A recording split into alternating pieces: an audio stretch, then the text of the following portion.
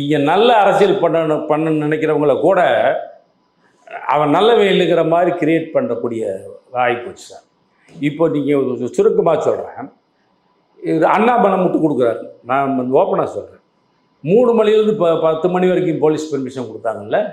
அவர் 10 மணி வரைக்கும் 9 மணிக்கு எப்போ வேணாலும் வருவார். அதை எப்படி நீ லேட்டாக 7 மணி லேட்டாக சொல்கிறீங்க அப்படின்னு கேட்குறாங்க.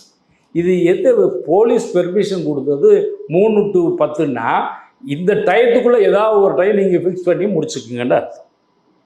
இப்போ கல்யாண மண்டபம் போகிறீங்க ஃபிக்ஸ் பண்ண, இந்த இப்போ 5 மணிலேருந்து 4-5 மணி ஈவினிங் 5 மணி வரைக்கும்னு சொல்லிட்டு நீங்கள் கல்யாணத்துக்கு வந்தவங்க பார்த்தா இது எங்களுக்கு டைமே 5 to 5 தான், அதனால் நான் மறுநாள் ஈவினிங்கில் தாலி கட்டணும்னா எப்படி? பைத்தியக்காரத்தனமா இல்லையா சார்? அவங்க என்ன சொன்னாங்க 3 to 7.